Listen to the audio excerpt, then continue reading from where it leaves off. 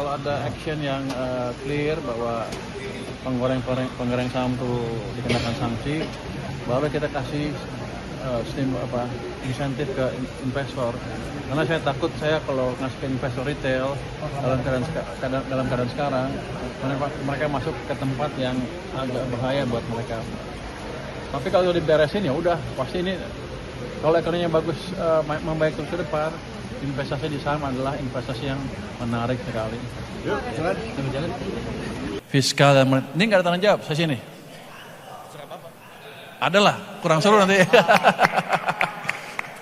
Kita layarin sampai besok pagi juga oke. Jadi, uang di sistem, saya ngomong ekonomi dikit nggak apa ya, keadaannya buruk sekali. Coba kalau dikasih lihat tuh gambar yang ini ya, yang hijau itu, sini. Ini saya kalau orang ekonom, kalau kayak saya, oh duduk, berdiri.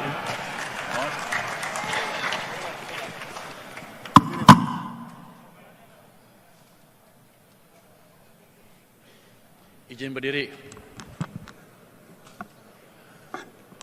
Ekonom itu ngelihat ketika ekonomi melambat, saya juga nggak berapa tahu kenapa melambat, tapi saya lihat orang-orang turun ke jalan demo besar-besaran. Kita lihat apakah demo itu sebentar akan hilang atau tidak. Kita analisa kemungkinan besar nggak akan hilang kalau ekonominya nggak diperbaiki, dan mungkin kita akan masuk resesi dan awal tahun depan kita mungkin mengalami pergantian kekuasaan yang cost-nya besar sekali buat masyarakat kita.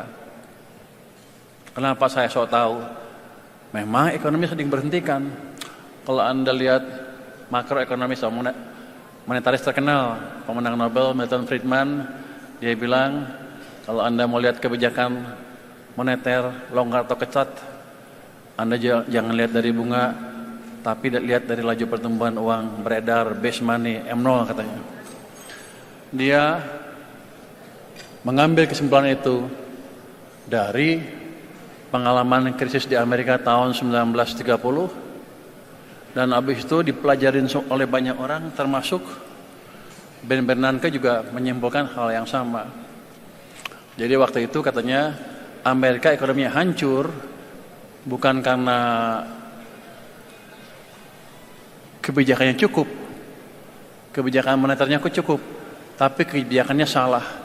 Walaupun bunga 0%, laju pertumbuhan uangnya negatif sehingga ekonominya hancur. Jadi kesimpulannya mereka adalah kalau Anda mau lihat kebijakan di perekonomian longgar atau ketat, saya nggak boleh bilang kebijakan moneter, soalnya terusan BI kali. Anda lihat dari pertumbuhan uang, bukan dari bunga. Karena saya belajar itu, waktu itu kan saya sekolah di Amerika 95 sampai 2000, krisis 97-98 kan. Sehingga sebelum pulang saya pelajari apa sih penyebab krisis kita. Sama aja ternyata kita juga sama melakukan kesalahan yang sama. 97-98 bunga kita naik, kita pikirkan kebijakan ketat untuk menjaga nilai tukar. Tapi pada saat yang bersamaan Bank Sentral injek uang ke sistem besar-besaran. Akibatnya apa? Bunga tinggi, real sektor hancur, uang banyak, rupiah hancur. Jadi tahun 97-98 itu kita membiayai kehancuran ekonomi kita. Itu pelajaran yang saya dapat dari krisis 97-98. Setelah itu saya perhatikan jangan sampai terulang lagi. Sepertinya ilmunya gampang, tapi banyak di antara kita yang lupa. Nih kalau saya lihat ya, mana ya? Tahun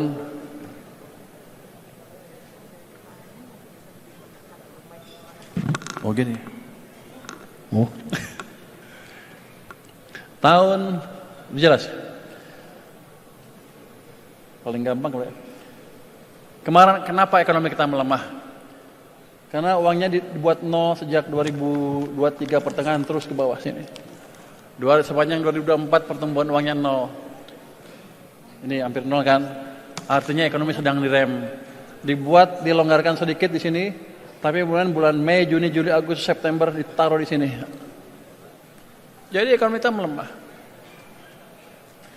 Jadi hampir pasti, oh ini nggak dibetulin,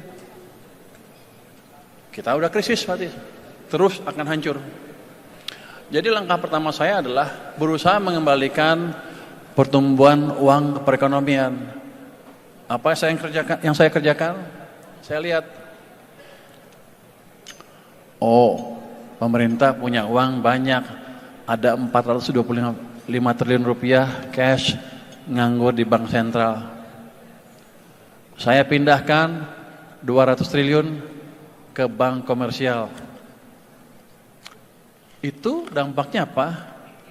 Menambah uang dari sini ke sana, tumbuh 13,5%. Akibatnya ekonomi mulai bergerak. Tapi di bulan berikutnya turun lagi ke 7,8%. Kalau nggak diinjak lagi uang, pasti ekonomi akan melambat lagi. Jadi setelah 200 triliun, saya tambah lagi ke ekonomi 76 triliun rupiah supaya ekonominya jalan lagi. Sepertinya ekonominya jalan lagi sekarang. Kan kalau Anda lihat kemana-mana mulai rame kan. Yang penting Anda lihat di sini suku bunga deposito turun, interbank turun, suku bunga kredit mulai turun secara bertahap.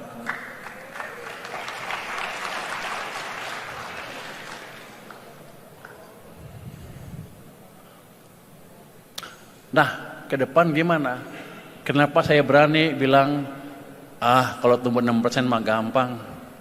Ya 6,5 nggak susah-susah amat. 7, 8 baru perlu extra effort. Ini saya udah ngomong berkali-kali, tapi saya ceritakan lagi di sini. Waktu zaman apa bedanya zaman Pak Presiden Jokowi dengan zaman Pak Presiden SBY?